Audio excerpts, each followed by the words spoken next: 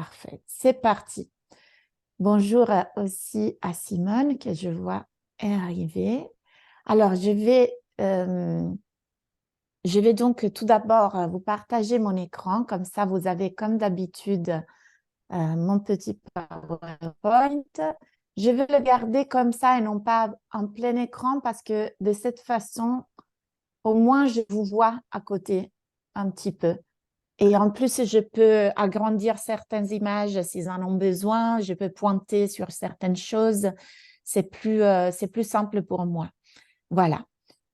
Est-ce que vous m'entendez bien? Je peux commencer tranquillement? Oui. Ok, génial, super.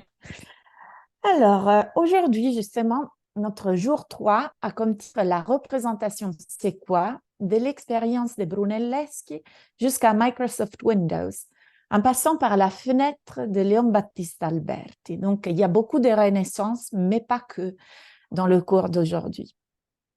Il y a un livre d'un philosophe et historien de l'art qui s'appelle Hubert Damisch, un livre de 1987 qui est vraiment exceptionnel. Il s'appelle Les origines de la perspective et c'est un volume d'une clarté, d'une lucidité incroyable. Il y a vraiment une étude extrêmement complète et informée sur la question de la perspective. Et c'est de là qu'aujourd'hui, on va partir, mais non pas directement du texte lui-même, mais de ce qui se trouve hors le texte, c'est-à-dire le exergo que Humbert Damisch a choisi pour son volume sur la représentation. Cet exergo, justement, est un exergo de Léonard de Vinci qui dit « Rien ne peut être vu que par une petite fissure ».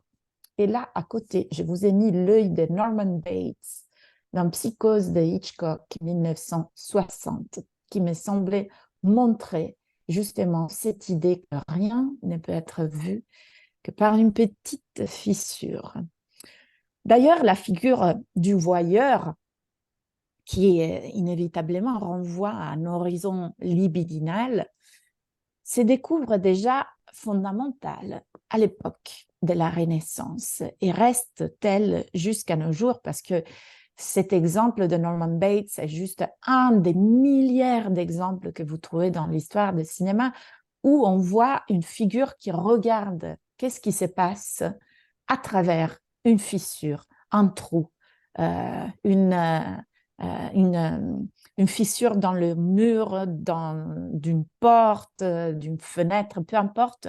Il y a toujours cette espèce de médiation de la vision qui a lieu.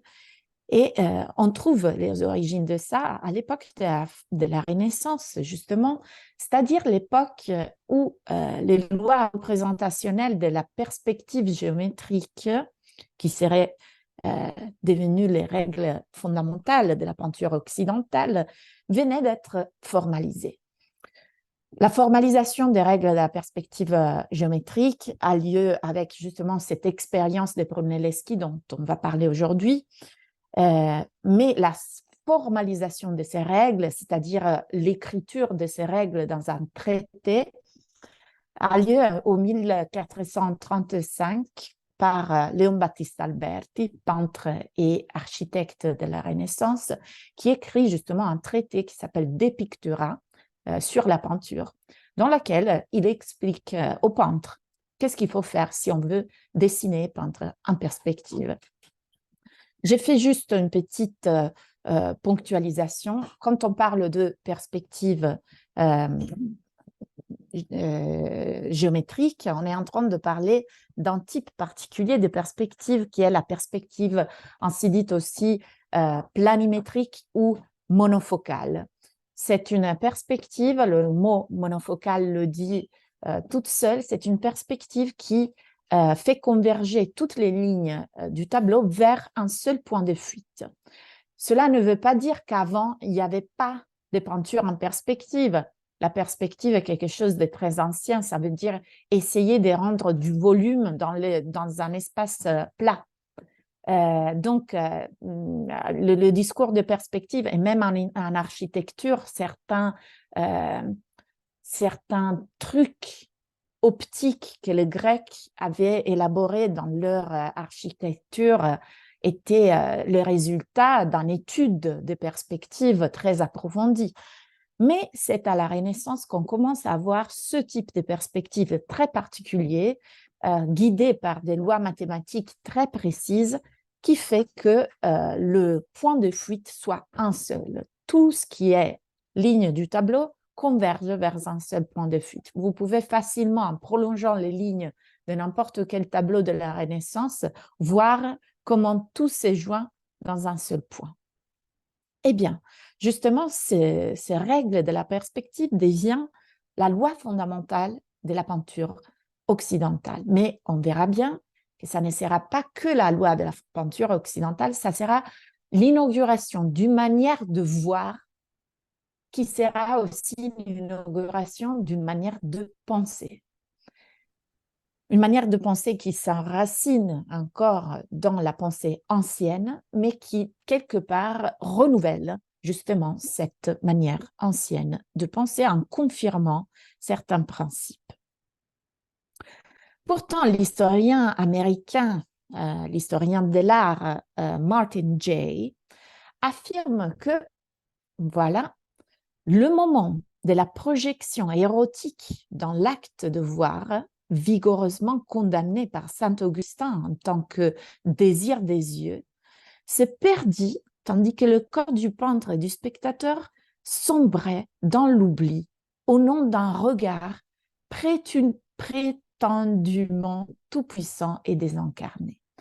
Ce qui est intéressant est que quand on regarde un tableau en perspective, parlons de la perspective en tant que perspective géométrique, perspective de la Renaissance, la vision nous semble correcte. Si déjà on va au musée, on regarde la salle des primitifs italiens, c'est-à-dire ces peintres italiens qui venaient avant que la perspective géométrique soit inventée, on a l'impression qu'ils peignent avec une perspective très bizarre. On a l'impression, par exemple, qu'il y a des échiquiers qui glissent des tables. On a l'impression qu'il y a quelque chose d'instable dans cette manière de voir. C'est un peu le type de perspective qui reprendront dans le XXe siècle des peintres comme Bonnard. Bonnard, il crée des perspectives qui incluent la perspective périphérique, c'est-à-dire ce qui s'affiche sur les côtés sphériques de nos yeux, de nos rétines, mais aussi il intègre une perspective qui est comme la perspective d'un corps en mouvement.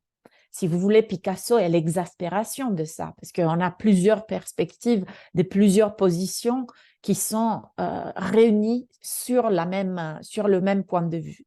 Mais ce sont en effet des points de vue différents. Donc, sur un même plan, sur un même tableau, sont réunies des perspectives différentes.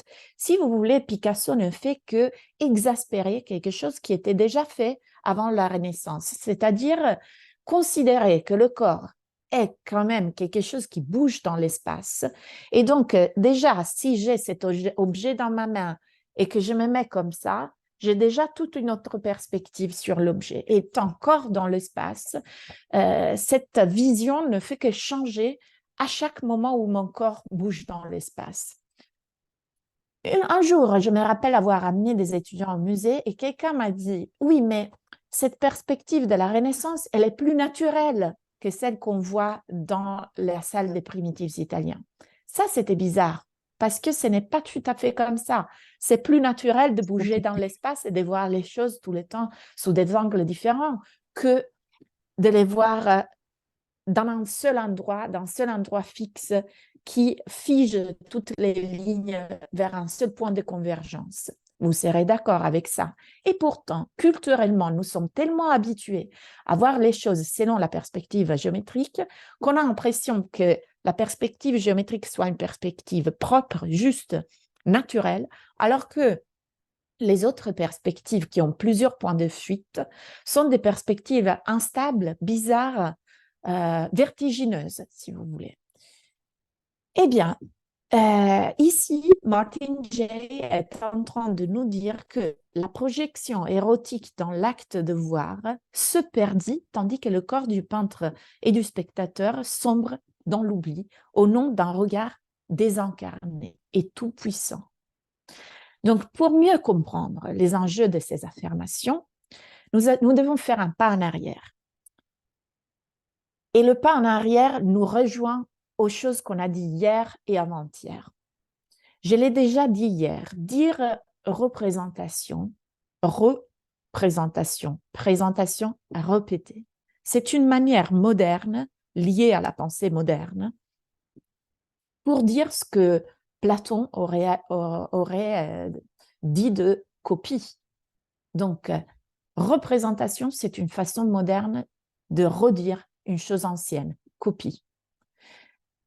Eidolon, l'image pour Platon, c'est du domaine de la copie. Et en ce sens, c'est du domaine du calque, de quelque chose qui a été façonné sur la base d'un modèle préalable. Et en ce sens-là, c'est une représentation, parce qu'il représente quelque chose d'autre. Il y a toujours une référence en dehors, une référence préalable. S'agissant d'une copie, je suis en train là de parler de la perspective géométrique. La perspective géométrique étant donc une copie réalisée par les biais des lois mathématiques, celle justement de la perspective géométrique telle qui a été établie par Léon Baptiste Alberti dans son traité de la peinture, on peut imaginer qu'il s'agisse d'une image que Platon aurait sauvée dans l'affreux domaine des images trompeuses, c'est-à-dire une image iconique et icône, image fidèle, image qui respecte au plus haut degré les proportions du modèle. On a vu que cette histoire des proportions est un peu particulière parce que les proportions du modèle pour Platon sont quelque chose de très intime. Donc, si je veux copier un bassin d'eau, je reprends les exemples qu'on a déjà fait pour vous faire ressonner les informations. Si je veux copier un bassin d'eau, la manière meilleure de la faire, ce n'est pas de peindre un bassin d'eau, c'est de créer un verre, parce que le verre reprend l'idée de creux qui est à la base du bassin d'eau. Donc, c'est un type de ressemblance intime de la notion même qu'on est en train de regarder.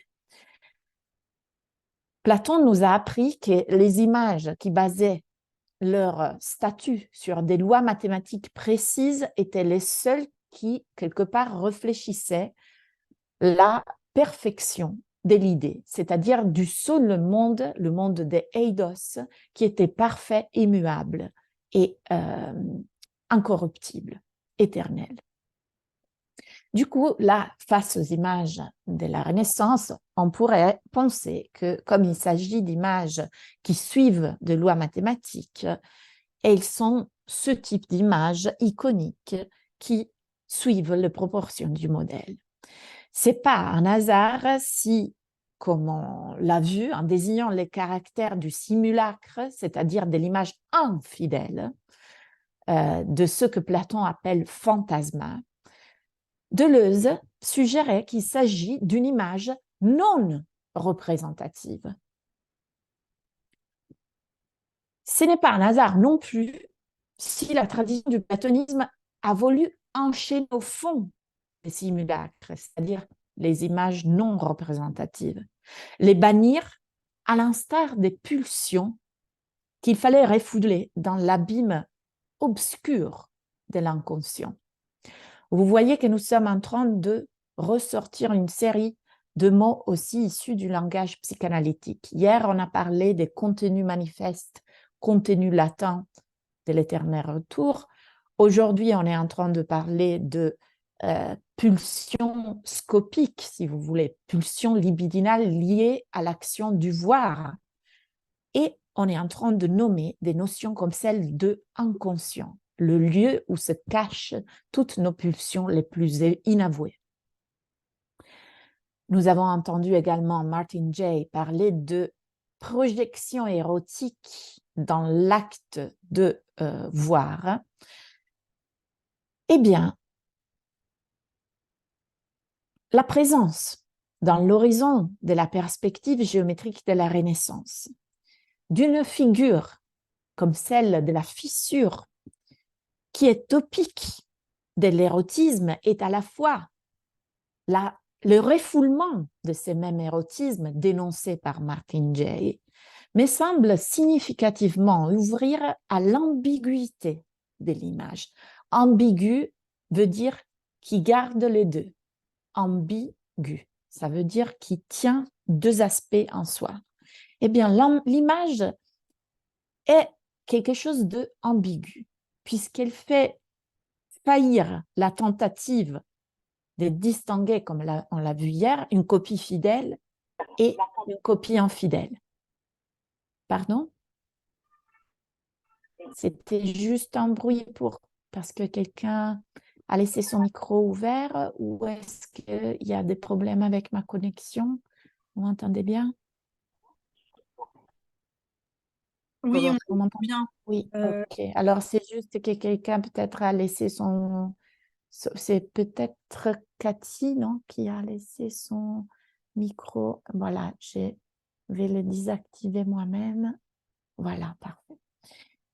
Donc, je disais, l'image, c'est quelque chose d'ambigu. On a vu hier la difficulté de suivre la leçon platonicienne, c'est-à-dire celle d'essayer de dépister dans l'horizon trompeur des images, quelles sont les bonnes images et quelles sont les mauvaises images. On l'a vu à travers l'exemple de films comme L'invasion des profanateurs des sépultures, comme Blade Runner de Ridley Scott. On a vu que à chaque fois que même dans les cinémas, il y a cette idée, on pourrait pousser la chose jusqu'à la chose, justement, The Thing, un film de John Carpenter qu'on a aussi analysé. La difficulté, une fois que la copie, ainsi dite, se propose, de réussir à comprendre qui est la copie, qui est l'originel. Est-ce qu'il y a la manière de les distinguer ou est-ce que la notion a complètement éclaté à un moment donné ou peut-être elle éclatait depuis toujours et il est impossible. C'est peut-être le cas parce que l'image est une notion ambiguë.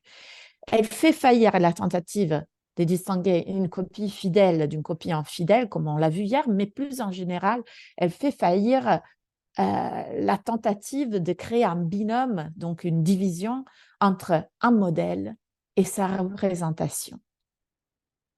Nous avons fait plusieurs exemples hier, donc je ne vais pas me répéter.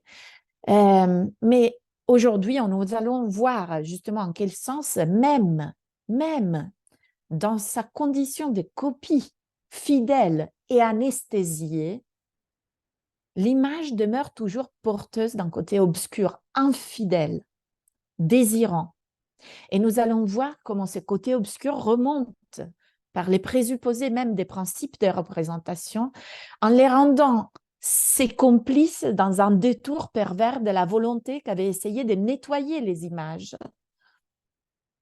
de ce pouvoir séducteur qu'elles exerçaient sur nous, pour les cacher sous le tapis de la forme proprement pure d'une image avec un I majuscule, sans excès, sans secret, sans infidélité, avec uniquement de la pure, belle, propre, bonne ressemblance. Nous avons entendu Martin Jay soutenir que le corps du peintre et du spectateur semble disparaître dans la manière de voir établie à la Renaissance, provoquant ainsi une déérotisation de la pulsion scopique, c'est-à-dire de la pulsion du voir liée à la vision. En effet, il existe un volume qui est fondateur des études sur la perspective.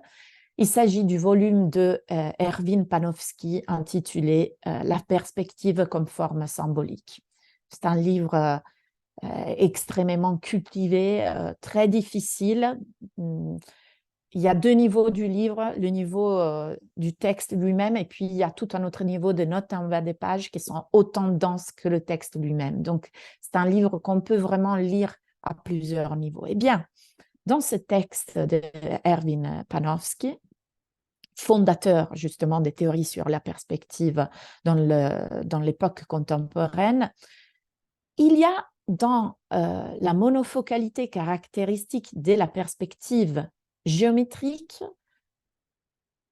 le fait de remarquer un véritable oubli du corps. Le texte est du 1927 et vous trouvez cette partie dans laquelle Panofsky se réfère à l'oubli du corps vers la page 43-44 de la version française. Il est vrai que, comme l'observe encore une fois Martin Jay, dans la vision géométrique, non seulement le corps immobilisé dans l'espace est réduit à l'œil uniquement. On va voir une image qui peut-être vous fera comprendre encore mieux ça. Non seulement donc le corps est réduit à l'œil, mais la vision devient vision d'un œil unique et non des deux yeux de la vision binoculaire normale, naturelle si on veut. D'un œil collé contre un Judas pour observer la scène s'offrant à lui. Vous allez voir maintenant, je vais vous montrer l'expérience de Brunelleschi et vous allez voir vraiment comment ça c'est vrai. En outre, cet œil étant censé être statique, grand ouvert et fixe, plutôt que dynamique et passant d'un point focal à l'autre. Un œil dynamique passant d'un point focal à l'autre, c'est déjà la présence d'un œil qui bouge dans la tête. Vous pouvez faire comme ça et vous allez déjà voir différentes perspectives. Parce que si je focalise maintenant sur le pinceau qui est ici, je vais voir très bien le pinceau et je vais voir de manière floue l'ordinateur. Si je fais comme ça, et déjà, je n'ai pas bougé la tête. C'est l'œil qui est mobile qui fait déjà ça. Si je fais ça et que je garde mon œil en vision monofocale tout le temps pendant 3 jours, je vais perdre la profondeur du regard. Ce n'est pas un hasard si le cinéma 3D est filmé avec 2 caméras et que le signal se réfère aux 2 yeux de manière croisée. Mais je ne vais pas entrer dans tous ces détails. C'est juste pour vous faire comprendre à quel point la perspective monofocale établie à la Renaissance, qui nous paraît une vision tellement juste de la réalité, est un artifice très élaboré. Donc, non seulement vous avez un corps qui doit rester complètement fixe dans un seul endroit parce que le point de convergence de toutes les lignes est un seul point. Il n'y a pas plusieurs points, comme si je bougeais. Il y a un seul point, donc je dois être fixe. Mais en plus, je dois faire comme ça. Je dois regarder à travers un seul œil parce qu'il y a un seul point de vue, non seulement, mais il n'y a pas de perspective périphérique, c'est-à-dire cette partie de l'image que je vois de façon un peu déformée aux côtés de ma vision et qui est le fait du fait que mon œil est une sphère. Et donc, j'ai une partie de la vision qui prend la courbure de cette sphère. S'agissant donc d'un œil que nous avons déjà entendu Martin Jay définir comme désincarné et en ce sens tout-puissant, parce que seulement étant désincarné, nous sommes tout-puissants. Un œil, si on veut utiliser un mot philosophique de la modernité cartésienne, on pourrait dire un œil cogitant qui centre la modernité même sous le sens de la vue, au point que les chercheurs américains, Jay, comme déjà Panofsky avant lui, associent le modèle visuel des temps modernes, généralement considéré comme le modèle dominant, voire totalement hégémonique, aux notions de la perspective dans les arts visuels et aux idées cartésiennes de rationalité subjective en philosophie, l'appelant perspectivisme cartésien. Alors, ce qui se passe est Cette manière de voir les choses, établie à la Renaissance par la perspective monofocale, en enchaînant le corps enchaînant le corps, je dis encore une fois enchaîner. Déjà dans la caverne de Platon, dans l'allégorie de la caverne, les hommes qui regardaient la scène du théâtre des ombres étaient enchaînés. Donc, fixité de la position du spectateur. Mais non seulement, étant la vision réduite uniquement à ce que l'œil unique peut voir, nous avons une mise en parenthèse du corps, mise entre parenthèses du corps, qui fait que la vision est quelque part déérotisée et qui fait que la vision finit par être une vision tout-puissante en tant que désincarnée. Eh bien, cette vision tout-puissante et désincarnée correspond, parce que je viens de vous lire de Martin Jay, à la res cogitans, la chose pensante dont parlait Descartes, contre la res extensa, c'est-à-dire le monde qui m'entoure, la matière, tout ce qui n'est pas ici, tout ce qui n'est pas concept et qui se trouve autour de moi. Eh bien, la res cogitans finit par être quelque chose qui est façonné, le savoir intellectuel, quelque chose qui est façonné sur la vision. Évidemment, un certain type de vision, une vision désincarnée, une vision qui ne fait pas les comptes avec le corps, une vision toute puissante, une vision dominante. J'ai parlé tout à l'heure, tout cela, on l'appelle perspectivisme cartésien, pour montrer justement, comme le fait Martin Jay, la proximité entre une certaine manière de voir le monde établi par les peintres de la Renaissance et une certaine manière de penser le monde établi par les philosophes de la modernité à partir d'une manière par rapport à laquelle ils avaient été habitués à regarder le monde. Martin Jay parle d'un œil collé contre un Judas. Le mot qu'il utilise en anglais est peephole. Et il est curieux de voir combien la trahison que la traduction met souvent en place dans ce cas est particulièrement opportune parce que l'outil optique de Judas évoque la figure évangélique du Judas, le traître par excellence, qui vient annoncer pour les lecteurs français le revers ambigu de l'image représentée. Cette image qui nous paraissait une image propre, parfaite, fidèle, basée sur les lois mathématiques et donc basée sur un principe rationnel. Et pourtant, avec un grand revers ambigu. Il est d'ailleurs intéressant de remarquer que la référence au Judas est liée à l'expérience justement fondative de la perspective. Là, voilà la fameuse expérience de Brunelleschi, l'expérience fondative justement des lois de la perspective monofocale par laquelle le peintre et architecte italien Filippo Brunelleschi, en montrant l'efficacité représentative, convainçait les peintres que ça, c'était la manière de représenter la réalité. Il est intéressant puisqu'à la base de cette expérience censée montrer la fidélité de l'image, il y avait l'usage d'un jeu de miroir que nous avons vu hier et avant-hier, Platon qualifié d'outil produisant l'infidélité au plus haut degré, celle qu'il aurait attribuée enfin au simulacre, à savoir à l'image sans ressemblance. Attention, image avec une ressemblance seulement apparente, mais pas profonde, pas en profondeur. L'image du miroir me montre la pièce telle qu'elle est. Si je mets un grand miroir ici, j'ai l'impression que ma pièce soit énorme. Mais je m'aperçois que c'est une illusion parce que si après je touche, je vois que ce n'est qu'une glace. Donc, c'est une image qui porte, comme je le disais hier, image, mais pas ressemblance, pas une véritable ressemblance profonde, intime, etc. Donc voilà, vous voyez l'illustration de l'expérience de Brunelleschi. Vous voyez que sur une petite tablette carrée, l'architecte peinte de façon extrêmement détaillée une image du baptistère de Saint-Jean à Florence.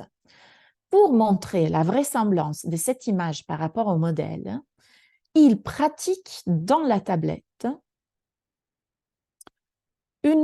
un petit trou évasé vers l'arrière du tableau, de manière que l'œil de l'observateur, ainsi positionné dans un endroit précis, puisse percevoir l'image réelle de la scène.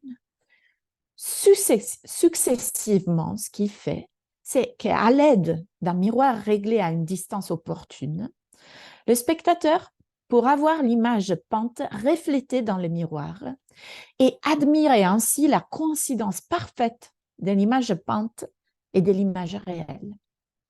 La vraisemblance est accentuée grâce à l'effet créé par une feuille d'argent remplissant la portion de ciel du tableau, de manière à obtenir une image réfléchie du ciel naturel, visant à exalter l'effet illusoire. Pour corriger l'inversion de l'image reflétée du tableau, celui-ci est réalisé par Brunelleschi avec un renversement symétrique. Le point de vue coïncidant avec la position de l'œil de l'observateur devient ainsi, par l'usage combiné d'un judas et d'un montage de miroir, à savoir une double force de ses ventes, il devient, l'œil de l'observateur, un œil absolu. Absolu, c'est-à-dire désenchaîné de toute référence corporelle, un œil détaché du corps. La déception coïncide ainsi, non pas avec l'image en elle-même, mais avec la prétention humaine que le philosophe et théoricien de l'art Louis Marin fait coïncider avec le sens de pouvoir jaillissant de l'art de la représentation, de pouvoir prendre la place des dieux. L'absolu, on parle d'œil absolu, d'œil omnipuissant, l'absolu, c'est Dieu.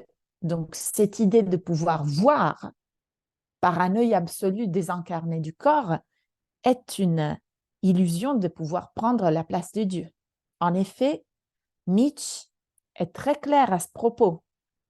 On a parlé de mort de Dieu hier, on a parlé de tout ça. Eh bien, Nietzsche, il dit que l'homme qui essaye de prendre la place du Dieu mort pour se charger spontanément des valeurs qui autrefois avaient été dictées par la croyance en la divinité, cet homme-là, il demeure toujours humain, trop humain.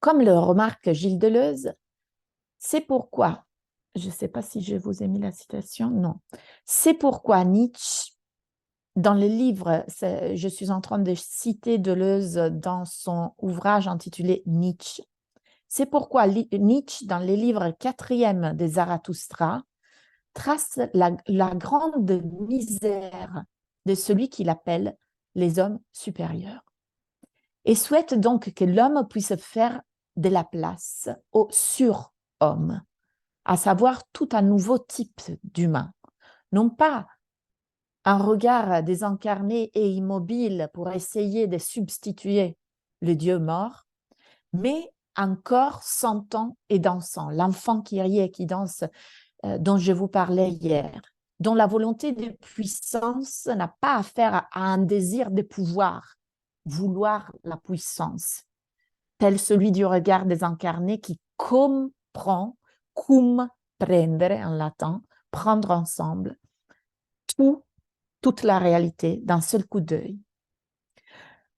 La volonté de puissance de ce nouveau type d'humain qu'il faut rebâtir, parce que Nietzsche dit, une fois qu'on a tué Dieu, on a tué l'homme.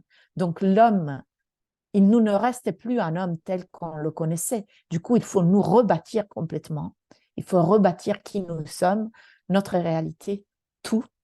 Eh bien, la volonté de puissance de ce nouveau type de l'homme, ce n'est pas en vouloir la puissance, vouloir le pouvoir, c'est plutôt, ça consiste à créer et donner.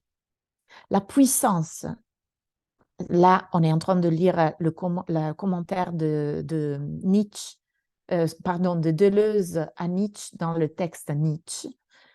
Ça consiste, cette volonté de puissance de nouvel homme, à créer et à donner.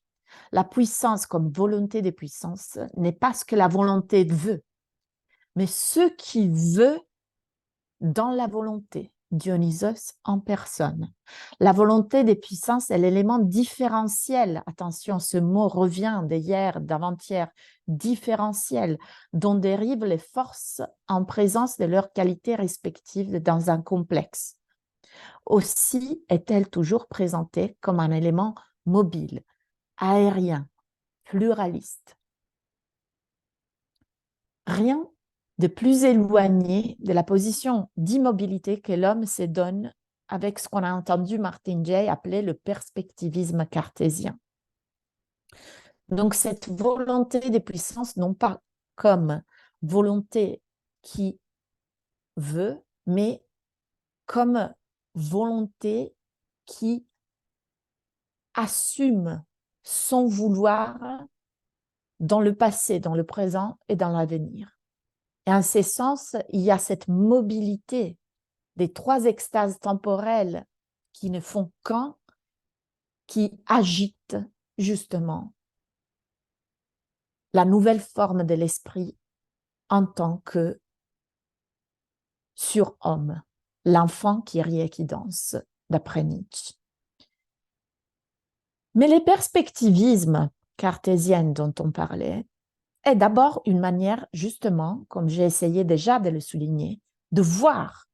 Et il a donc inévitablement affaire aux images, à leur ambiguïté, à leur capacité de se replier, de montrer l'endroit et l'envers des choses. S'il est vrai que, comme le remarque justement Louis Marin, en maîtrisant les apparences peintes sur la toile, le sujet domine et s'approprie de sa vision dans la théorie, prenant ainsi fictivement et légitimement la position de Dieu. Il est vrai aussi que cette position, en tant qu'absolue, déchaînée, est sans position. Comme le note Hubert Damisch, astreinte qu'il est à viser à travers un petit trou l'image que lui retourne le miroir, le sujet de l'expérience en est réduit à la position de voyeur, mais un voyeur bien singulier et qui découvre qu'il est lui-même regardé et du même lieu d'où il regarde, soumis qu'il est dès l'abord à se voir qu'il l'élide en tant que corps pour le réduire à un œil. Le corps du sujet est élidé dans l'acte voyeuriste de regarder par le Judas ou par la fissure, ou pourquoi pas par le trou d'une serrure. Mais l'image lui montre la vérité de cette illusion, de cette illusion. Étant voyeur, il peut se passer d'être vu. Voilà l'enjeu malgré tout érotique de cette position. Dépossédé de sa place par l'envie de posséder toute place, il peut se trouver ce regard sans place, différé par rapport à la vision et à soi-même, et ainsi exposé à tout regard, et d'abord au sien, qui, le regardant de nulle part, le regarde partout. L'expérience de Brunelleschi, comme l'observe Hubert Damisch, était censée construire une structure d'objectivité dans laquelle le sujet puisse avoir une position assignée. Vous remarquez qu'on a introduit le mot représentation, un mot de la modernité qui n'existait pas dans l'Antiquité. On est en train d'introduire aussi les notions de sujet et de objet, des mots qui n'existaient pas dans l'Antiquité et qui sont des mots centraux dans la philosophie moderne. On est en train aussi de parler de domination du sujet par rapport à l'objet. Parce que c'est ça que la philosophie moderne établit du moment où le sujet étant res cogitans, chose qui pense, chose cogitante, et l'objet étant res extensa, c'est-à-dire la chose qui s'étend, qui prend de la place autour de nous, mais qui est séparée par rapport à nous, il y a une domination de la chose qui pense par rapport à la chose inanimée qui s'étend.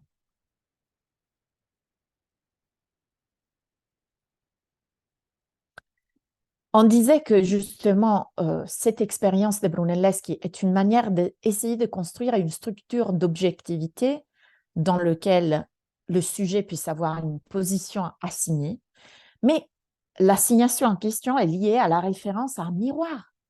Et le miroir, le reflet spéculaire, est une transformation au sens géométrique du terme, une transformation. D'après Damisch, la dimension géométrale, malgré son rôle établissant, même dans la pensée, un sujet dominant face à un objet dominé, permet d'observer comment le sujet est malgré lui capturé par le tableau. Avant d'aller plus loin dans cette question, je pense que ça peut être utile de vous faire une petite étymologie. Objet, en latin, se dit objectum. Objectum veut dire j'étais en face. Objectum, j'étais en face. Donc, dans le perspectivisme, dans la perspective, tout comme dans le perspectivisme cartésien, il y a toujours ces rapports de frontalité. Moi, le sujet pensant, je suis devant la matière qui ne pense pas. Et je peux la saisir de mon regard. J'ai utilisé le mot saisir avec conscience.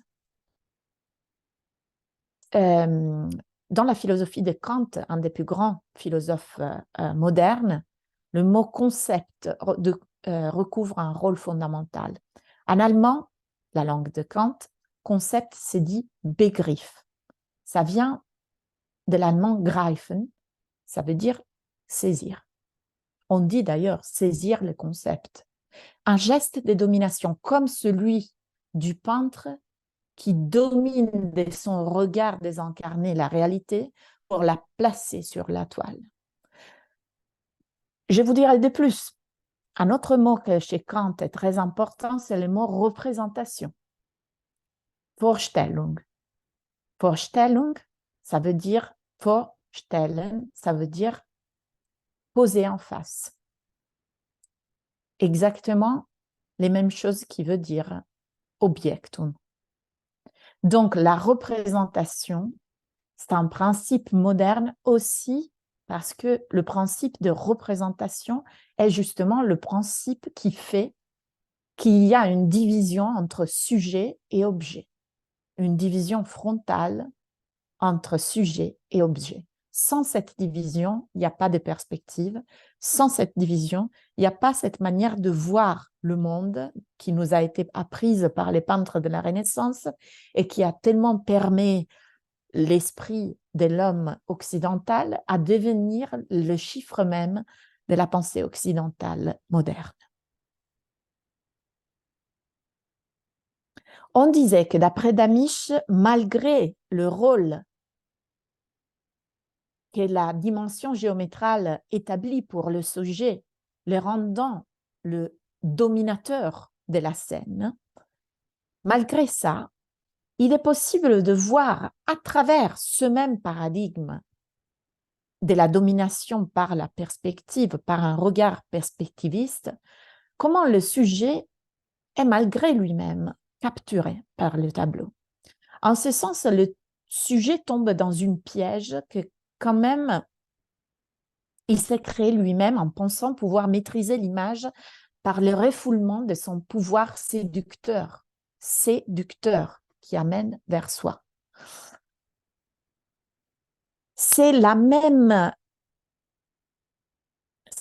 sujet lui-même qui a fait, en essayant de comprendre, de comprendere, d'un seul regard cogitant, d'un seul saisissement dominant, l'ambiguïté de l'image, c'est lui-même qui s'est créé sa propre piège. En effet, comme on va le voir mieux par la suite, c'est bien l'élision du corps qui est réduit à un objet partiel de l'œil absolu, le corps réduit à un œil seulement. C'est ça qui finit par libérer les simulacres, qui fait en sorte qu'ils s'insinuent partout, exactement ce que Platon craignait le plus, jusqu'à déposséder les sujets de sa position privilégiée. Pour essayer de mieux comprendre ce paradoxe de la vision géométrale, je voudrais me référer à ce que l'écrivain et psychanalyste Gérard Weichmann définit un nom considérable dans l'histoire de l'art, de la pensée. Les théoriciens, justement, de la perspective géométrale, l'auteur de cette insurrection du regard constituant le prélude et créant les conditions des possibilités de la prise du pouvoir de l'œil sur le monde, Léon Battista Alberti. Dans le chapitre 19e de son traité que j'ai nommé tout à l'heure, les De Pictura, Alberti décrit pour l'usage du peintre et de l'architecte ce qu'il faut faire lorsqu'on s'apprête à peindre. Il refait son expérience et il dit: je trace d'abord sur la surface à peindre un quadrilatère de la grandeur que je veux, fait d'angle droit, et qui est pour moi une fenêtre ouverte par laquelle on puisse regarder l'histoire. Très importante cette phrase. Et là, je détermine la taille que je veux donner aux hommes dans ma peinture. C'est la phrase, celle qui dit une fenêtre, etc. C'est la phrase à l'apparence innocente qui déclenche cette insurrection du regard dont parle Weichmann. En effet, comme l'écrit la théoricienne des médias Giuliana Bruno, une fenêtre, tout comme d'ailleurs une fissure, tout comme un Judas, etc., découpe un nouveau cadre pour regarder. Et c'est bien par ce cadre que l'homme moderne commencera à voir, évidemment, pour douter par son regard cogitant et désincarné de ce que son regard charnel lui transmet. Par la fenêtre, nous regardons une histoire comme une pièce de théâtre, représentée pour nous, à l'instar justement d'un spectacle. D'ailleurs, toute représentation, écrit Louis Marin, est d'essence narrative. Dans cette narration, comme au théâtre, nous sommes immobilisés à notre place, dans l'obscurité, à l'abri des regards d'autrui. Tels des voyeurs, nous regardons ce qui se passe sur scène sans être directement impliqués.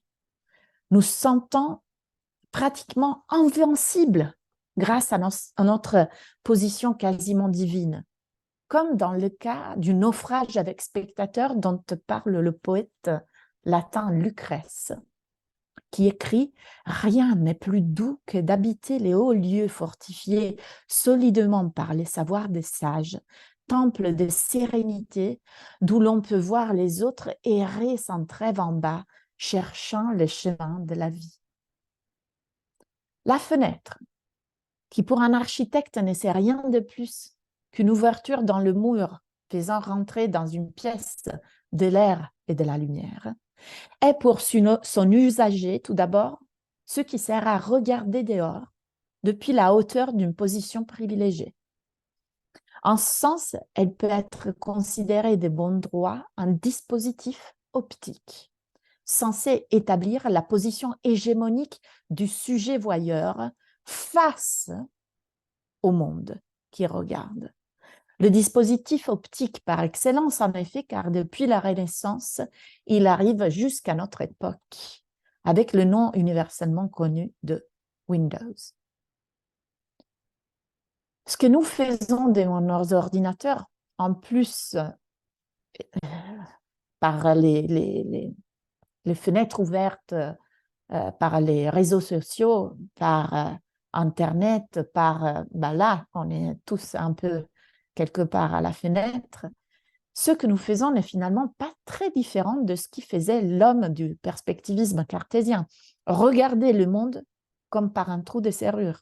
Surtout, les réseaux sociaux sont vraiment un exemple de ça. Pouvons voir sans être vus voyants. Voir sans être vu voyant, écrit Weichmann. La fenêtre pour Weichmann fonctionne justement à l'instar d'un trou de serrure grand, qui, différemment d'un trou de serrure normal, à savoir d'une fenêtre pour épier à l'intérieur, servirait plutôt à lorgner le monde. Il est important de remarquer que la fenêtre institue une séparation métaphysique fondamentale, opposant celui qui regarde et ce ou celui qui est regardé. Comme le souligne d'ailleurs Weichmann, toute définition de la fenêtre implique de façon inséparable la dimension d'un sujet qui se trouve en somme derrière ou supposé derrière la fenêtre. Or, si le sujet se trouve derrière la fenêtre, le monde qu'il observe se trouvera devant celle-ci, en face d'elle, au-delà d'elle, la division métaphysique, métataphysica, au-delà du monde physique, au-delà, cet au-delà qui a été établi déjà dans les philosophies anciennes, eh bien, se trouve l'objet en face de la fenêtre, tel un objet objectum, j'étais en face, à la merci du regard saisissant du sujet voyeur. L'image emblème de la vision par la fenêtre qui n'échappe pas à la richissime analyse de Weichmann dans son volume Fenêtre chronique du regard et de l'intime est le film de Alfred Hitchcock, Fenêtre sur cour, 1954. Dans ce grand classique du cinéma, moi j'aime me refaire surtout à des grands classiques parce que je vous fais tellement de spoilers que voilà, j'essaye de le faire au moins sur des films qui sont très connus. Dans ces grands classiques du cinéma hitchcockien, le personnage principal, qui est le photographe Jeff, interprété par James Stewart, casse une jambe, s'étant cassé une jambe, parce que ça s'est déjà passé quand le film démarre, pendant qu'il était en train de faire un reportage, se retrouve immobilisé, comme vous le voyez dans cette image de tournage, dans un fauteuil roulant. Malgré la chaleur torride d'été, sa condition d'immobilité l'oblige à rester enfermé dans son appartement new-yorkais du Greenwich Village, dont la fenêtre donne sur une petite cour et sur plusieurs autres appartements. Pour tromper la nuit, Jeff passe son temps à observer ses voisins, qui, à cause de la chaleur, gardent toutes les fenêtres ouvertes. Donc, une fenêtre ouverte, attention, exactement la même condition dont parle Leon Battista Alberti. Il regarde donc, Jeff, l'histoire des voisins comme s'il s'agissait justement d'un spectacle. Je trace un quadrilatère par lequel je puisse regarder l'histoire.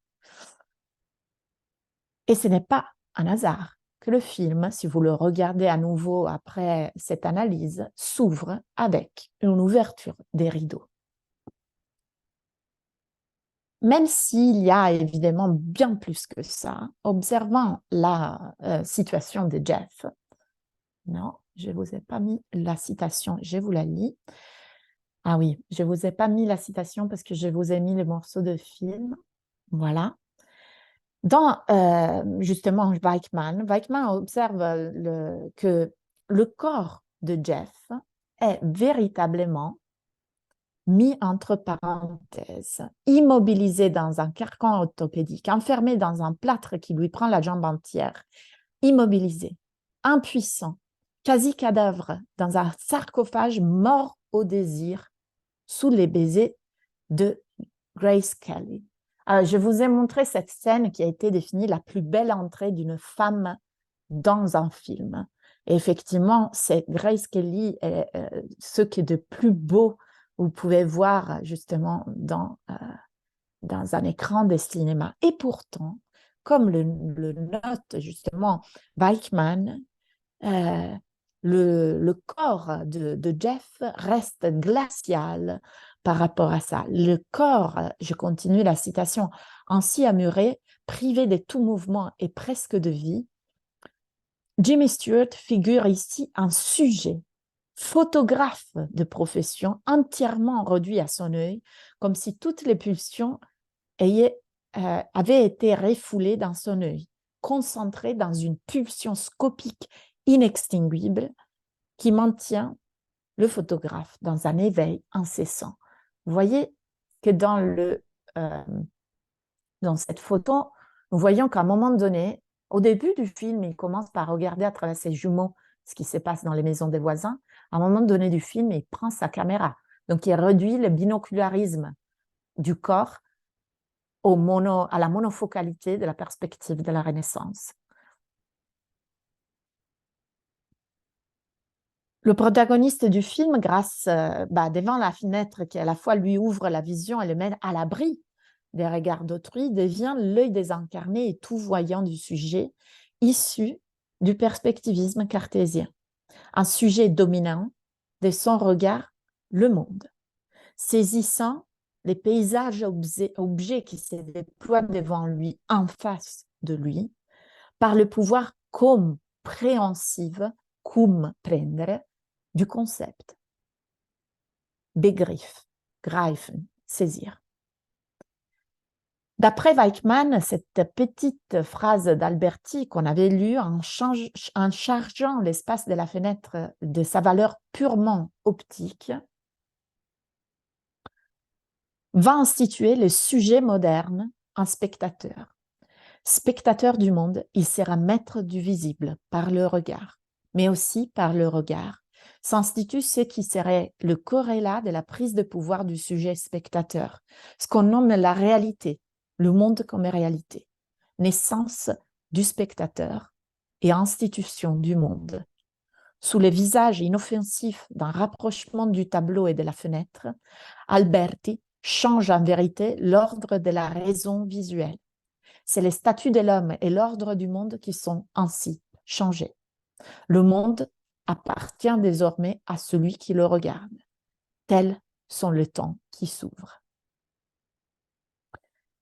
Ces sujets spectateurs qui ne seraient là que pour lui, d'un monde, qui serait là uniquement pour lui, et qu'en tant que tel, le sujet possède et domine, il saisit, elle est maître d'une image de la pensée qui demeure fondamentale dans la culture occidentale, encore aujourd'hui, en raison non seulement de ce sens de pouvoir dont on a déjà entendu Marin parler, mais aussi d'un plaisir lié à l'identification, d'un plaisir lié justement à cette construction du monde qui avait déjà été créée par Platon, identification, identification, eid os, eid olon, on parle toujours du voir tel que Platon l'a institué déjà dans l'Antiquité, dont on a parlé largement hier et avant-hier. Il y a une sorte de plaisir dans l'identification. Hier, on nommait la question du NFT, on se disait, mais pour une fois que l'homme a réussi enfin à créer quelque chose qui est complètement interchangeable, comme plusieurs fichiers qui montrent la même chose, on a décidé d'inventer les NFT pour que les NFT puissent certifier que quand même il y a un original. Pourquoi? Parce que on est content quand on peut s'identifier, on est content quand on peut trouver l'origine, on est content quand on peut dire que cet enfant ressemble à son père. Ça nous fait plaisir. Il y a un principe de plaisir qui est sous-jacent, vous avez compris, je ne vais pas essayer de le reprononcer, par rapport à cette idée de identification. Et dans la vision géométrale, marin écrit, s'accomplit les désirs théoriques de l'identification, la réflexion de la représentation sur elle-même où le sujet se constitue en vérité. Mais outre le plaisir, se révèlent les signes symptomatiques d'une jouissance. Or, le mot jouissance est très intéressant parce que en psychanalyse, chez Freud, mais aussi chez Lacan, le mot jouissance, c'est quelque chose qui réunit en un seul sentiment, plaisir et peine. Donc, encore une fois, on a une ambiguïté. Eh bien,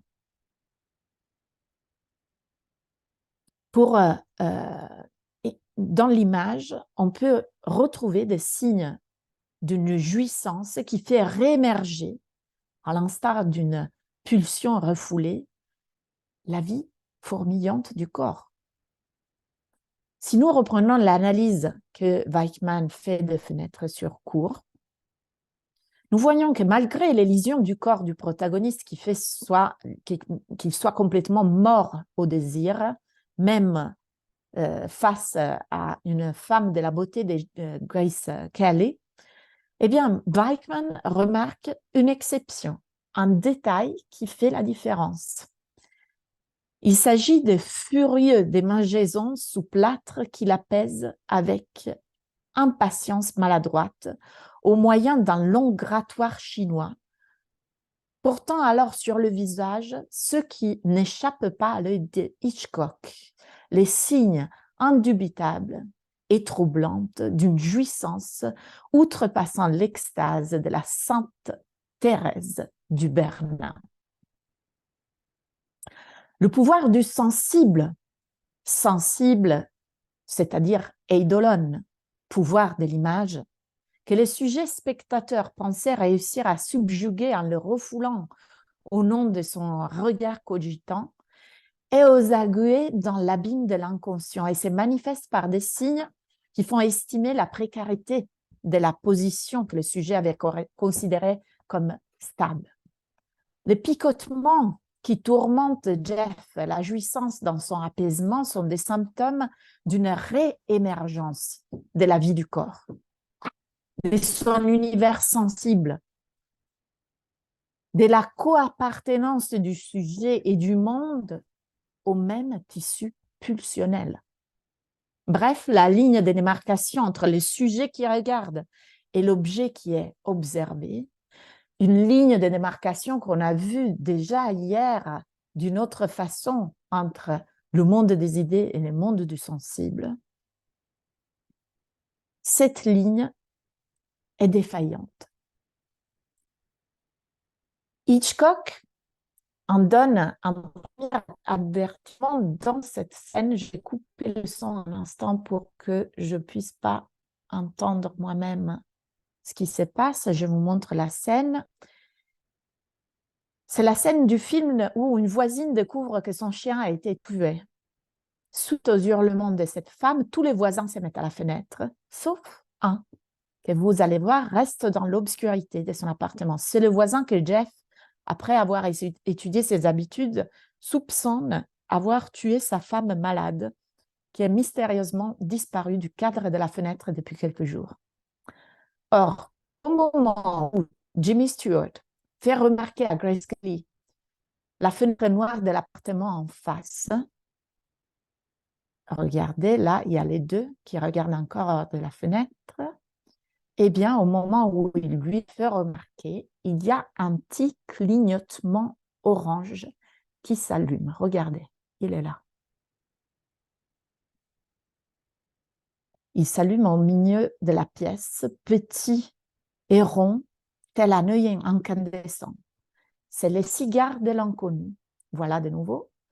Le cigare de l'inconnu, je remets les sons comme ça. Si vous avez des choses à me dire, je vous entends. Voilà. C'est le cigare de l'inconnu qui fonctionne justement comme une présence voyante, qui révèle la présence voyante de l'inconnu, qui jusqu'à ce moment était juste objet du regard d'autrui. eh bien là, pour la première fois dans le film, le soupçonné devient à son tour un sujet voyeur. Mais c'est à la fin du film que la situation éclate complètement.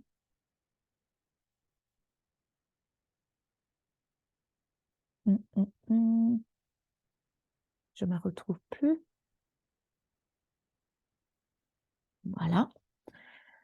Comme l'écrit Mauro Carbone dans son interprétation du final de Fenêtre sur cour, Mauro Carbone est un philosophe italien, le protagoniste finit par être tellement impliqué dans le spectacle que l'élément principal de celui-ci, à savoir l'assassin en train de démasquer, d'abord le voit dans la scène qu'on vient de voir.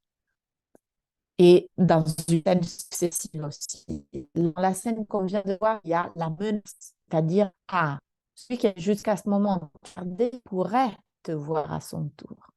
Il est là dans le noir. Il y aura une scène où il le voit carrément, voilà. Donc, d'abord le voit et ensuite fait irruption dans le domaine privé et obscur de son ici, l'abolissant en tant que domaine séparé, en sorte que les spectateurs à la fenêtre finissent par être à la lettre défenestrés. Le voilà.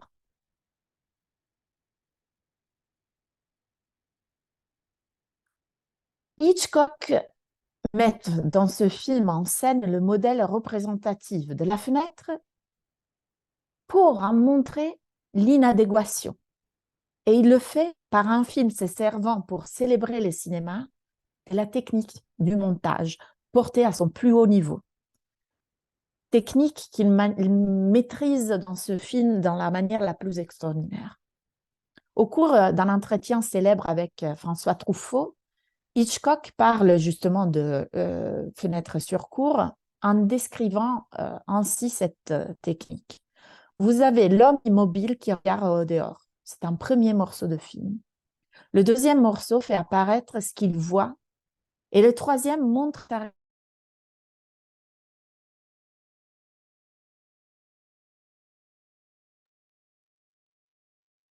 Mince, on a encore perdu Martha.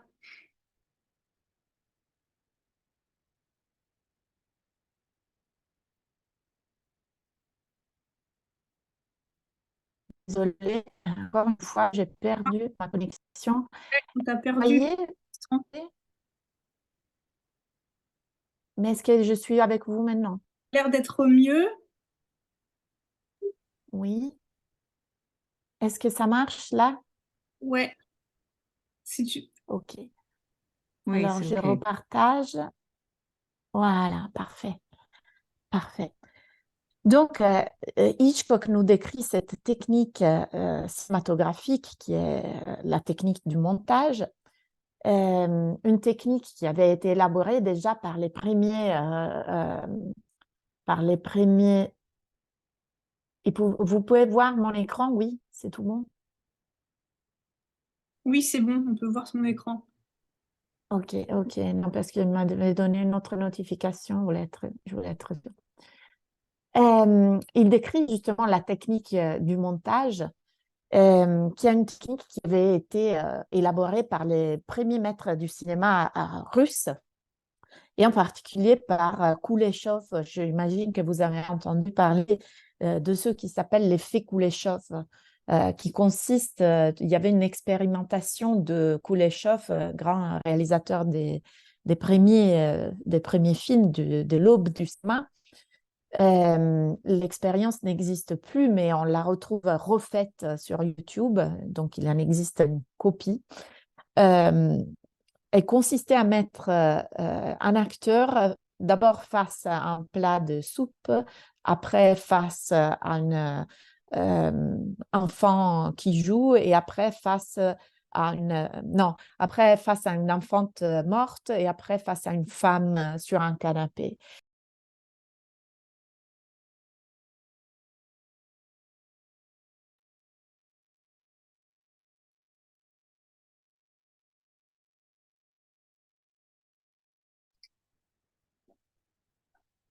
Martha, t'es revenue?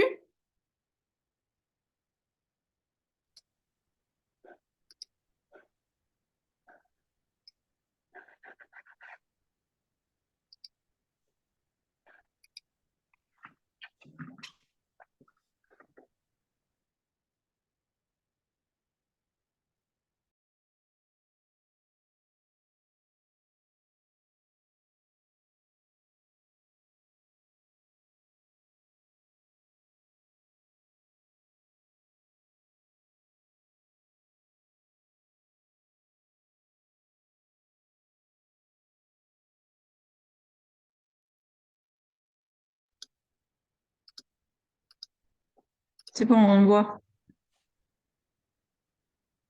On t'entend pas. Ça marche maintenant? Ça Allez, marche maintenant? attendre, ouais. Ouais. Ouais. Ok. Bon, je ne vais pas m'arrêter si longtemps sur l'effet Kuleshov parce que peut-être vous savez déjà qu'est-ce que c'est. Je vous montre l'explication qui en fait Hitchcock.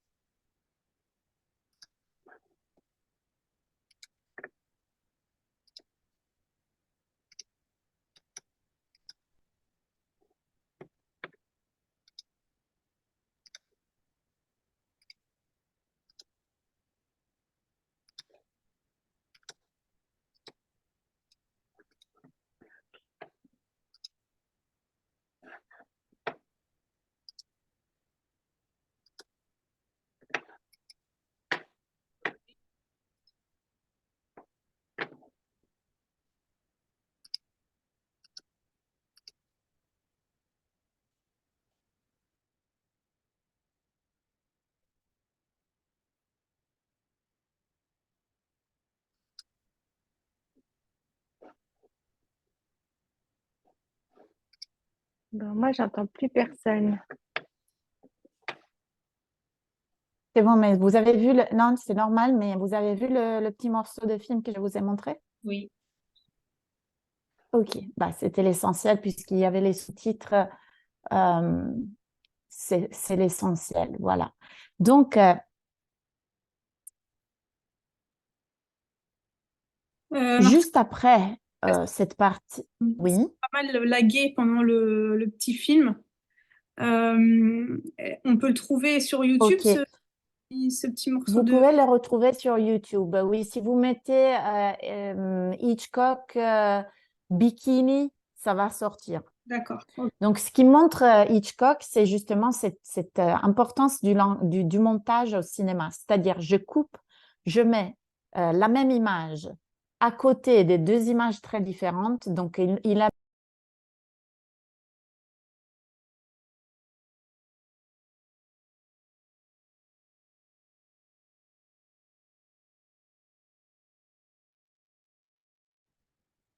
Je suis désolée, ça fait toujours le même bazar. Alors, ce que je vais faire, c'est essayer de nouveau de me connecter avec mon hotspot du téléphone. Peut-être que ça marchera mieux comme hier. Donc, je vais essayer de faire ça et de re-entrer. Yes, hier, ça avait plutôt bien marché.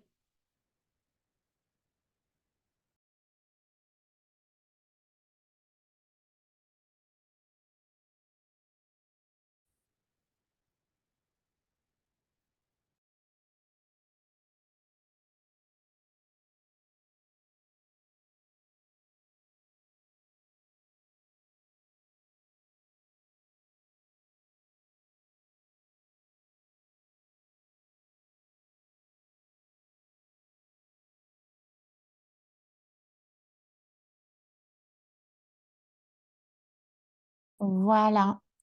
Est-ce que vous me voyez, entendez? Est-ce que ça va mieux maintenant?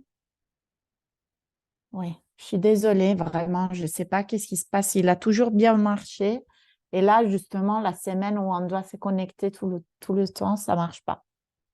En tout cas, ce que Hitchcock nous montrait, c'était, alors attendez, je vais devoir faire repartir. Oh non, il est déjà en train d'enregistrer, n'est-ce pas?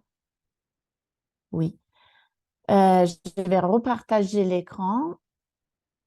Voilà.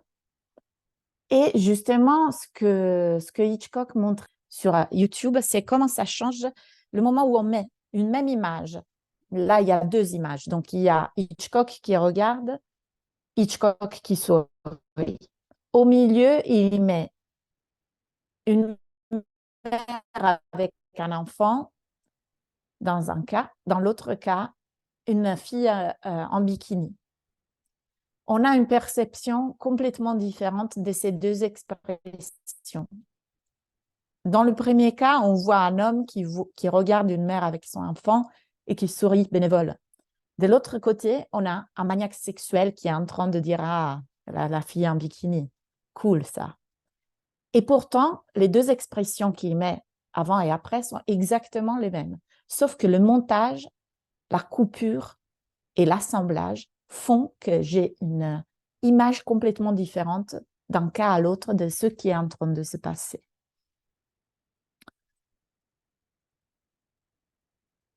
Justement, ce qui est important ici, dans cet exemple qui nous donne Hitchcock, de la technique qu'il utilise tout le temps dans ce film de Fenêtre sur cour, est cette idée que la coupure, c'est-à-dire ce qui émerge entre les images montées, est une séparation créatrice des liens, est un espace où se dégage la différence et le désir. Hier, on a regardé ces triptyques de Francis Bacon et on a dit que dans les variations des déformations qu'il montrait, on voyait entre ces variations, on voyait émerger un modèle qui n'existait pas en tant que tel, mais qui existait en filigrane entre les variations, dans cette tension qui émergeait de la coupure entre une version et l'autre. Ici, c'est la même chose. Le montage, selon ce que nous en dit Hitchcock, coïncide avec la possibilité de voir à l'œuvre une réaction. Cependant, cette réaction ne s'épuise pas comme dans la description que Hitchcock fait à Truffaut, à la réaction du personnage encadré dans le premier morceau de film par rapport à ce qu'il voit et qui nous est montré dans les secondes. La réaction est aussi, comme le montre le film, celle du regard jeté par les sujets sur l'objet et restitué par l'objet épié. Un regard autre qui ne se laisse pas aveugler par nos tentatives de lui résister. N'oublions pas que Jeff, dans le film, essaye de éblouir son antagoniste des éclairs de sa caméra lorsque son antagoniste rentre dans sa maison. Donc, un regard autre qui insiste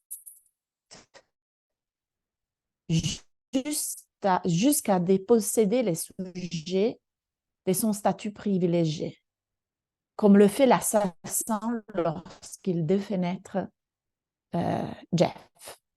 Louis Marin fait une expérience semblable des courtisans dans l'escalier des ambassadeurs de Versailles. Il écrit « Tout à coup, un instant, le sujet spectateur se voit vu, observé, glosé dans son activité même des sujets voyants, observants, discourant. Il est regardé, regardant. » Marin cite l'historien et sociologue Pierre Charpentras. Le trompe-l'œil, il écrit, rebondit et nous transforme en image. Pourquoi le trompe-l'œil rebondit-il? Les choses peuvent rebondir uniquement lorsqu'elles rencontrent un obstacle, une séparation.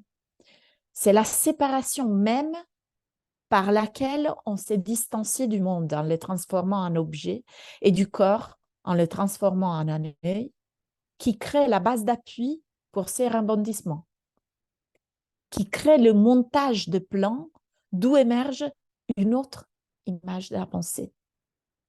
C'est la division différenciant ces plans à introduire, malgré la volonté platonicienne d'identité, des représentations, l'écart dans lequel précipite le rêve des dominations du perspectivisme cartésien. L'image fidèle se découvre simulacre, tandis que le simulacre tend son apparition fantomatique vers notre regard, vers notre horizon du corps, vers notre commune appartenance à un horizon sensible qui palpite d'énergie pulsionnelle.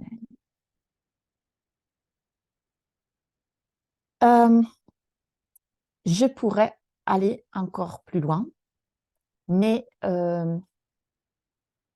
je suis en train de réfléchir. Il est 4 heures et j'ai un train aussi à prendre après. Donc, je pense que pour aujourd'hui, je vais m'arrêter là. Comme ça, je laisse un peu de place s'il y a des questions, des remarques, de volonté de discuter. Et comme quoi, je peux reprendre le discours peut-être à partir d'ici demain et l'enchaîner justement à ce que on a prévu pour demain, le cours de demain, et les images dans le miroir du désir, moi, l'autre, et nos regards nomades, ce qui peut tout à fait s'enchaîner dans la suite du discours d'aujourd'hui. Est-ce que donc il y a des questions, des remarques? Est-ce que c'était clair ce que je vous ai raconté jusqu'à là pour que je puisse m'en faire une idée et justement essayer de vous éclaircir au cas où pas tout était si cristallin que ça.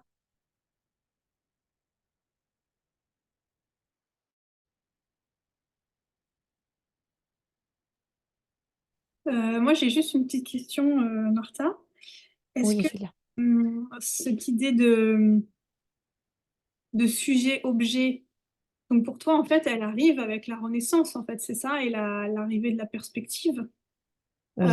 Alors, c'est vrai que c'est une idée quand même enracinée dans une pensée plus ancienne parce que finalement, le fait de séparer, comme le fait Platon, le monde des idées et le monde du sensible est déjà une manière de dire que le vrai monde, c'est le monde intelligible, le faux monde, c'est le monde des choses physiques, des choses sensibles. Donc, c'est une manière d'incorporer, si tu veux, tout ça en disant le vrai monde, c'est celui que je pense. Le faux monde, le monde en tout cas qui est dominé par ce vrai monde est le monde qui se trouve autour de moi, en face de moi, mieux dit.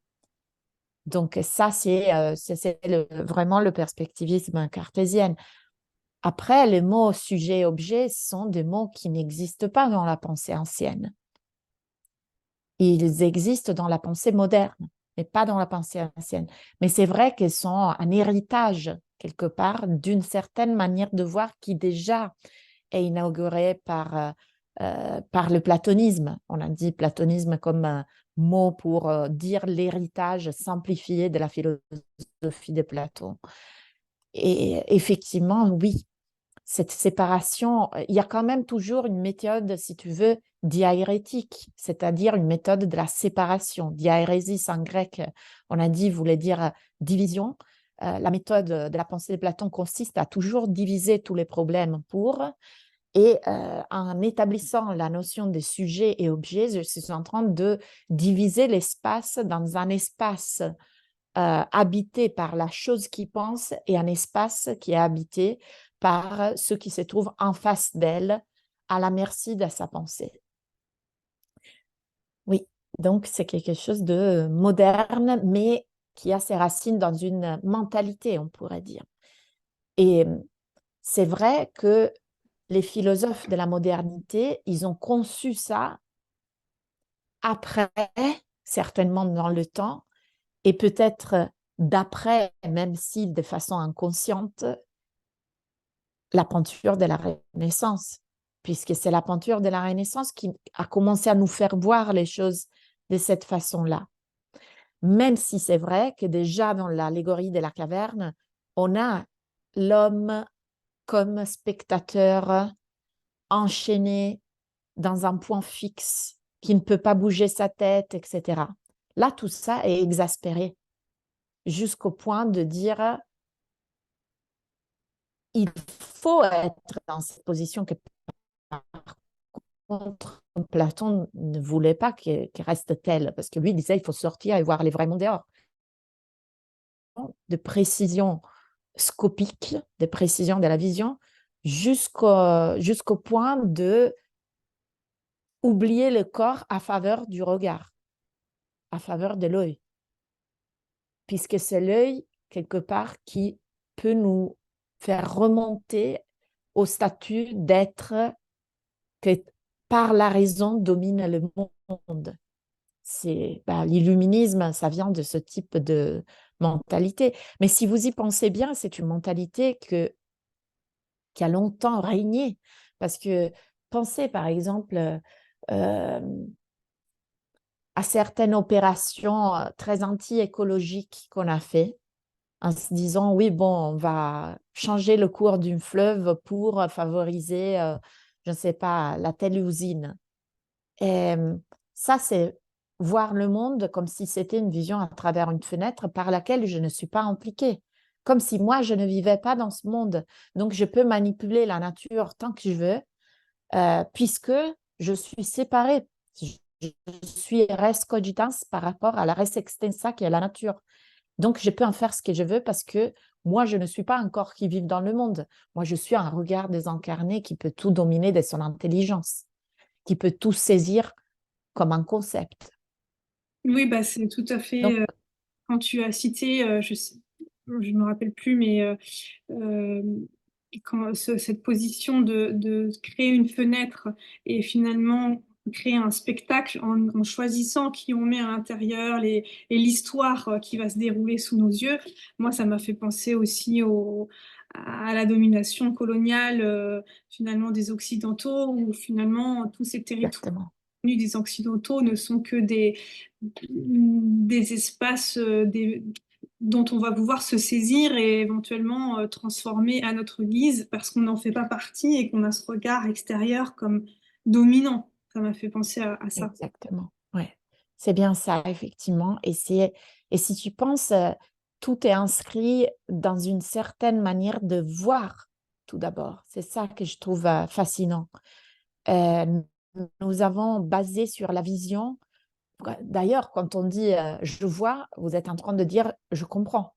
Donc, vous êtes en train de faire d'un geste charnel, si vous voulez, un geste intellectuel. D'ailleurs, on avait vu hier que pour Platon, il y avait deux manières de voir. Voir avec l'esprit, voir avec les yeux charnaux. Et cette vision à travers l'esprit filtre dans la philosophie moderne par la peinture de la Renaissance, qui nous donne une image euh, si vous voulez, c'est l'image parce que si vous faites un trompe-l'œil, d'ailleurs ça s'appelle un trompe-l'œil pour ça, si vous faites un trompe-l'œil dans votre pièce, vous pouvez donner l'impression que la pièce est beaucoup plus grande, mais vous tombez contre un mur quand même. Alors pour Platon, ça c'est la plus dangereuse des images. Non? Et pourtant, elle est faite selon des lois mathématiques qui étaient exactement ce que pour Platon constituait la base pour réhabiliter certains types d'images, comme les images de la nature, etc. Donc les cycles, les saisons, etc., ce qu'on avait dit. Donc, c'est intéressant de voir comme une mentalité qu'on appellera le platonisme persiste dans la modernité, mais même dans la contemporanéité, mais aussi de voir comment certaines choses finissent par être exaspérées au point et chez Platon et dans la philosophie moderne, de trouver dans leur même exaspération les raisons de leur échec. Parce que c'est justement la création. Hier, on entendait Marc Richir dire que l'illusion demeure d'illusion seulement dans la mesure où on la sépare de la vérité. Là, c'est la même chose, hein, parce que l'objet est un objet et le sujet est un sujet seulement dans la mesure où on crée une séparation entre les deux. Mais du moment où celui qui regarde de la fenêtre se découvre objet de la menace de pouvoir être regardé à son tour, ah ben alors il n'est plus tellement sujet. Il reste, Lacan aurait utilisé un symbole qui est le S barré, c'est-à-dire le sujet castré. Donc castré de sa puissance, de son omnipuissance, si tu veux. Le fait de dire, oui, je regarde, mais je vais regarder. Pensez à Harry Potter. Quand dans le film, dans le livre aussi, mais dans le film, il y a une belle scène dans Harry Potter je crois que c'est les prisonniers d'Azkaban, quand il se cache sous son manteau de l'invisibilité et qu'il y a Malfoy qui est en train de maltraiter ses amis et lui, il prend une poignée de boue et il la tire à Malfoy et Malfoy est complètement désemparé parce qu'il ne comprend pas d'où ça vient. Ça, c'est le rêve du sujet versus objet. Voir sans être vu. D'ailleurs, il y a, par exemple, dans la cathédrale de Bourg-en-Bresse, si vous faites un tour un jour, il y a des fenêtres qui sont créées justement à cet effet. Voir, mais ne pas être vu. Si vous allez dans les gynécées de la cathédrale de Bourg-en-Bresse, vous allez voir qu'il y a des fenêtres qui sont construites de façon un peu bizarre. Vous voyez parfaitement en bas, mais la dame noble qui allait suivre la messe de son emplacement en haut, elle pouvait voir le peuple, mais le peuple ne pouvait pas voir elle. Donc, et d'ailleurs, quand vous regardez les magazines d'annonces immobilières, il y a toujours marqué « vue imprégnable » sans vis-à-vis. Parce que c'est surtout ça. On veut voir dehors, mais on ne veut pas être vu. Et ça demeure jusqu'à aujourd'hui. Tous les gens qui ont un compte Instagram et qui ne publient pas, qui l'utilisent uniquement pour épier les vies des autres. Ça, c'est quelque chose qui ne fait qu'exister, exister continuellement. Excusez-moi, puisqu'il y a, je crois, un paquet et il faut que ça soit mon mari. Oui, j'entends mon mari qui va ouvrir la porte au livreur. Voilà, donc vous voyez, il y a cette ambiguïté-là aussi. Voilà. Est-ce qu'il y a d'autres questions, d'autres remarques? Je trouve que c'est très intéressant ce qu'il a observé. Julia propose justement du parallèle de ça avec la mentalité tout à fait occidentale de la colonisation qui vient totalement de là, du fait de pouvoir dominer comme si on ne faisait pas partie. Et ça,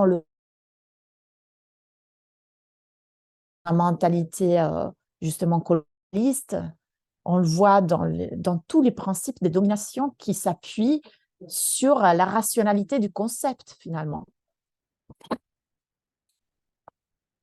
Si vous y pensez, les orientaux, par exemple, n'ont pas le concept.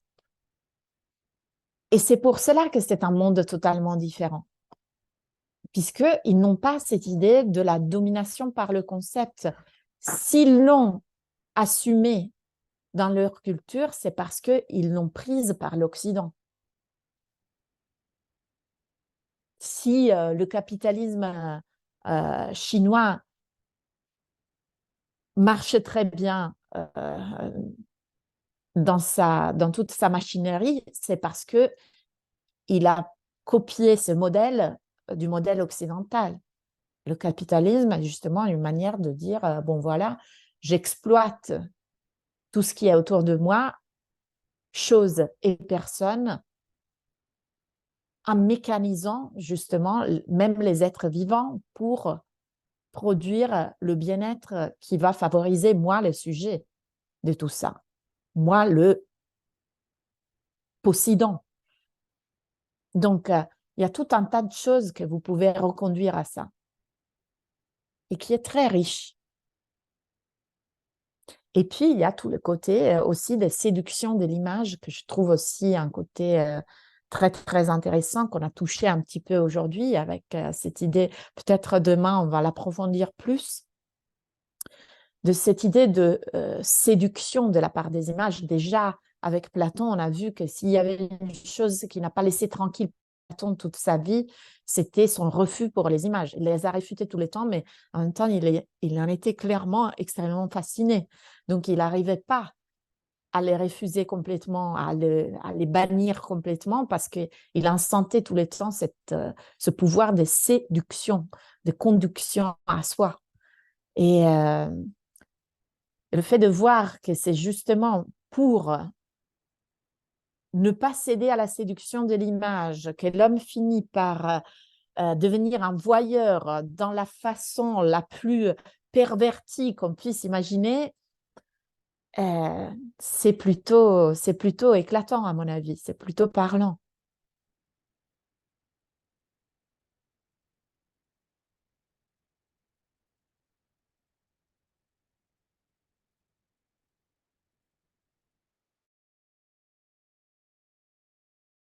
D'autres remarques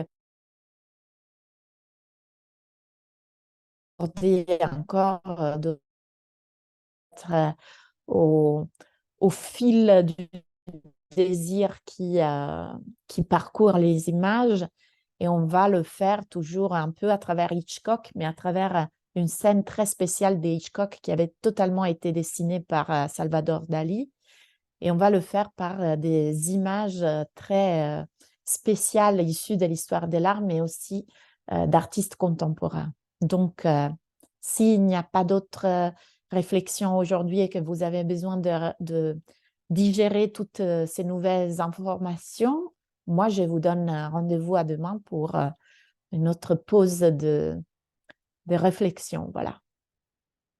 Je vous remercie d'avoir été à l'écoute jusqu'à là, et je vous souhaite une très belle soirée.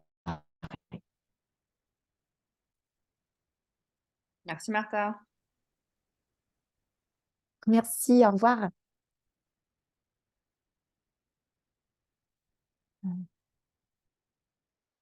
Est-ce que... Oui, voilà, je peux...